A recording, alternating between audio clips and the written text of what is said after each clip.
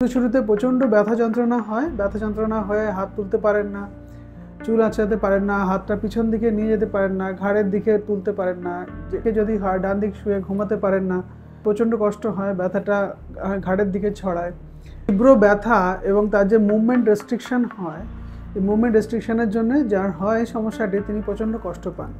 সেক্ষেত্রে স্ট্রোক হওয়ার পর বা হাইপোথাইরয়েড বা হাইপোথাইরয়েডের সমস্যা থাকে তাদের ক্ষেত্রেও বেশি হয়, মহিলাদের মধ্যে বেশি হয়। ডায়াবেটিস থাকে, সুগার থাকে, তাদের ক্ষেত্রে এই সমস্যা ভীষণ কমন।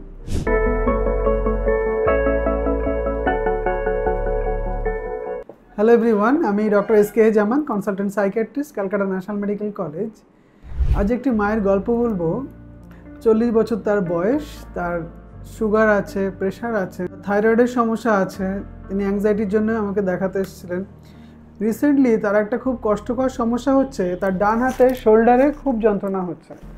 ডান হাতের শোল্ডারে যন্ত্রণা হওয়ার জন্য সে আর চুল আঁচড়াতে পারছে না, বা ডান হাত দিয়ে যে কাজকর্মগুলো তিনি করেন সেগুলো করতে পারছেন না, কোনো জিনিসপত্র তুলে উপরে রাখতে পারছেন না। এই প্রচণ্ড যন্ত্রণার জন্য তিনি খুব কষ্ট পাচ্ছেন। এখন তার এই ডান হাতের যন্ত্রণা, যার জন্য সে হাত তুলতে পারছে না, সেটা কেন হচ্ছে বা কী ব্যাপার, সেই নিয়ে একটু আলোচনা করব। হ্যাঁ, এই সমস্যাটাকে ফ্রোজেন শোল্ডার বলে। এর ডাক্তারি নাম হচ্ছে অ্যাডেসিভ ক্যাপসুলাইটিস। অ্যাডেসিভ মানে হচ্ছে অ্যাডিশন হয়ে যায়। এই যে হাড়টি থাকে হিউমেরাস বলে, এখানে গ্লিনো হিউমেরাল জয়েন্ট বলে। এই জয়েন্টের মধ্যে একটি হাড় আরেকটি হাড়ের মধ্যে চিপকে যায়। এই চিপকে গিয়ে এই সমস্যাটা তৈরি করে, এবং যে নার্ভ এন্ডিংসগুলো থাকে প্রচণ্ড সেন্সিটিভ হয়ে যন্ত্রণা হয়। এই ফ্রোজেন শোল্ডার ভীষণ কমন একটি সমস্যা, এবং এর যন্ত্রণা প্রায় 1 থেকে 2 বছর, অনেকের ক্ষেত্রে 3 বছর পর্যন্ত যন্ত্রণা থাকতে পারে। সুতরাং বেশ কষ্টকর এই সমস্যা। এই সমস্যার কী কী উপসর্গ দেখা যায়? ফ্রোজেন শোল্ডার দেখা গিয়েছে 3টি স্টেজে হয়। একটি হয় শুরুর দিকে, যেটা হয় ফ্রিজিং স্টেজ, তারপরে স্টেজে ফ্রোজেন স্টেজ, আর তারপরে কি হয় রিকভারি স্টেজ। এই ফ্রিজিং স্টেজে দেখা যায় প্রচণ্ড যন্ত্রণা হয়, আস্তে আস্তে হাতটা শক্ত হয়ে যাওয়া শুরু হয়, জয়েন্টটি আস্তে আস্তে মুভমেন্টটা রেস্ট্রিকশন হয়ে যায়। যারা নাড়াতে পারছিলেন আস্তে আস্তে রেস্ট্রিকশন অফ মুভমেন্ট হয়, হাত তুলতে পারছে না এরকম অবস্থা তৈরি হয়, এবং প্রচণ্ড যন্ত্রণা শুরু হয়। ফ্রোজেন স্টেটে গিয়ে দেখা যায় হাতটা অনেক শক্ত হয়ে যায়, স্টিফ হয়ে যায় জয়েন্টটা। এই জয়েন্ট স্টিফ হয়ে যাওয়ার জন্য হাত একদমই উপরে তুলতে পারেন না। এই ফেজটাতে গিয়ে দেখা যায় যন্ত্রণা অতটা থাকে না, কিছু যন্ত্রণা থাকে, ব্যথা অনেকটা কমে যায়, কিন্তু হাতটা একদমই নাড়াচাড়া করতে পারেন না।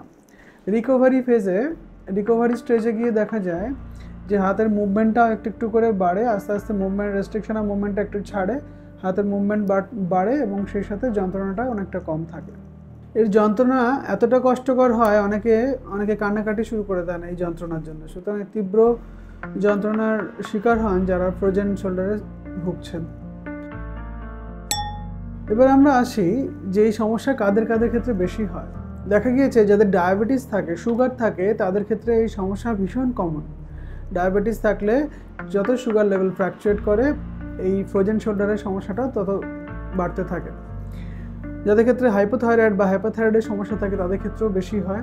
অনেকের ক্ষেত্রে পুরনো ট্রমা যদি থাকে, হয়তো অনেক দিন আগে শোল্ডার জয়েন্টে একটা আঘাত হয়েছিল, তিনি আর তারপর গুরুত্ব দেননি, এবং সেটাই ভবিষ্যতে ফ্রোজেন শোল্ডার রূপে দেখা দিয়েছে।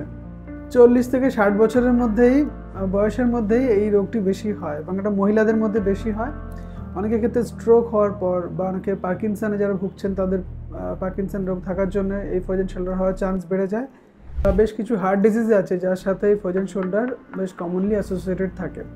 আবার অনেকের ক্ষেত্রে দেখা যায় যাদের শোল্ডার জয়েন্টে রিপিটেটিভ মুভমেন্টের কাজের প্যাটার্ন, যেমন বেশ কিছু কাজ হয় যেগুলোতে জিনিস তুলে উপরে রাখতে হয়, আবার নামাতে হয়, আবার তুলতে হয়, এরকম যাদের কাজের ধরন থাকে তাদের ক্ষেত্রে দেখা যায় ফ্রোজেন শোল্ডার হওয়ার সম্ভাবনা বেড়ে যায়।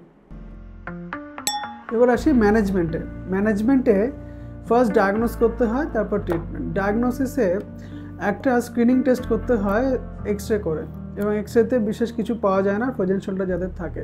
তবে একটা স্ক্রিনিং টেস্ট এক্স রে একটা করতেই হয়, তার কারণ অনেক সময় অন্যান্য রোগ পাওয়া যায়। আমার নিজের লাইফে একটা এক্সপিরিয়েন্স হয়েছে, ফ্রোজেন শোল্ডার নিয়ে একজন দেখাতে এসেছিলেন, যার ইনিশিয়াল ডায়াগনোসিস আমি ফ্রোজেন শোল্ডার দিয়েছিলাম। তারপর যখন এক্স রে করার পরে দেখলাম হিউমেরাস হেডে একটা এত বড় টিউমার হয়ে আছে। সুতরাং যারা ফ্রোজেন শোল্ডার নিয়ে প্রেজেন্ট করছে তাদের অবশ্যই একটা ইনিশিয়াল স্ক্রিনিং টেস্ট হিসেবে একটা এক্স রে করতে হয়। যদিও কিছু না পাওয়া গেলেও একটা স্ক্রিনিং টেস্ট হিসেবে এক্স রে করতে হয়।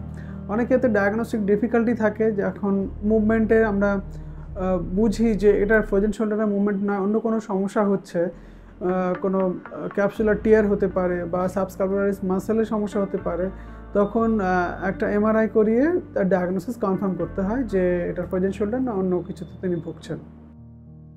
সেই সাথে বেশ কিছু ব্লাড রিপোর্ট করাতে হয়, যে কারণে বললাম যে কারণে ফ্রোজেন শোল্ডার হতে পারে সেগুলোকে এক্সক্লুড করার জন্য। এবার আসি ট্রিটমেন্ট প্রপার। ট্রিটমেন্টে এর ওষুধ দ্বারা চিকিৎসা হলো কিছু অ্যানালজেসিক, কিছু ব্যথার ওষুধ খাওয়া, অল্প লো ডোজ স্টেরয়েড কিছুদিনের জন্য দেওয়া যেতে পারে, তাতে কিছুটা রিলিফ হয়। কিন্তু মেইন ট্রিটমেন্ট হচ্ছে physiotherapy followed by exercise. Physiotherapist তার ফিজিওথেরাপি করেন এবং সেই সাথে আরও কিছু মেথডস আছে যেগুলো তারা অ্যাপ্লাই করেন, যেমন ট্রান্সকিউটিনিয়াস ইলেকট্রিক্যাল স্টিমুলেশন। সেই মেথড দিয়ে ফিজিওথেরাপিস্টরা চেষ্টা করেন ফ্রোজেন শোল্ডারে যে রেস্ট্রিকশন অফ মুভমেন্ট হয়, হাতটা তুলতে পারছেন না বা হাত নাড়াতে পারছেন না, সেই অবস্থাটাকে কাটানোর জন্য কিছুদিন ফিজিওথেরাপি করার পরে তারপর এক্সারসাইজ করতে হয়। এই এক্সারসাইজ নিজে বাড়িতে ট্রাই করতে হয়। যেমন ইনিশিয়ালি আমরা বলি যে দেওয়াল ধরে ধরে একটু একটু করে তার মুভমেন্টটা বাড়াতে পারেন বা রোটেট করতে পারেন। রোটেশন, ক্লকওয়াইজ রোটেশন, হাতের অ্যান্টি ক্লকওয়াইজ রোটেশনের হাত মুভমেন্ট করতে হয়। বা বাড়িতে উপরে দড়ি টাঙিয়ে কপিকল সিস্টেম করে একবার হাতটা উপরে তোলা, একবার নামানো, একবার উপরে তোলা, হাত একবার নামানো, এইভাবে ব্যায়াম করতে পারেন। বা যে টাওয়েল দিয়ে পিঠ মোছা হয় স্নান করার পর, সেই মুভমেন্টটা করলে অনেকটা শোল্ডার জয়েন্টের মুভমেন্ট হয়। অনেক সময় কাপড় দিয়ে টেবিল মোছার যে হাতের যে মুভমেন্টটা, এই মুভমেন্ট করেও এক্সারসাইজ করা যেতে পারে। সুতরাং অল্প কিছুদিন ডাক্তারবাবুর কাছে গিয়ে ওষুধ খাওয়া এবং সেই সাথে ফিজিওথেরাপি ফলোড বাই এক্সারসাইজ করে এই সমস্যা থেকে মুক্তি পাওয়া সম্ভব। সেই সাথে যে কারণের জন্য ফ্রোজেন শোল্ডার এসছে, সেটা সুগার হতে পারে, থাইরয়েড হতে পারে বা ট্রমার জন্য হতে পারে, যে সমস্যার জন্য হচ্ছে সেগুলোর জন্য তার প্রপার ট্রিটমেন্ট নিতে হবে। অনেক ক্ষেত্রে দেখা যায় যে এই সমস্ত টেকনিক্স, ফিজিওথেরাপি, এক্সারসাইজ এগুলো করার পরেও ঠিক হয় না, তার ক্যাপসুলটা এতটাই অ্যাডিশন হয়ে যায়, তখন অপারেশন করে, একটু ক্যাপসুলোটমি অপারেশন বলে, ক্যাপসুলোটমি করে তার যে রেস্ট্রিকশন অফ মুভমেন্টটা হয় সেটাকে রিলিজ করতে হয়। এই অপারেশন অর্থোপেডিক সার্জনরাই করে থাকে।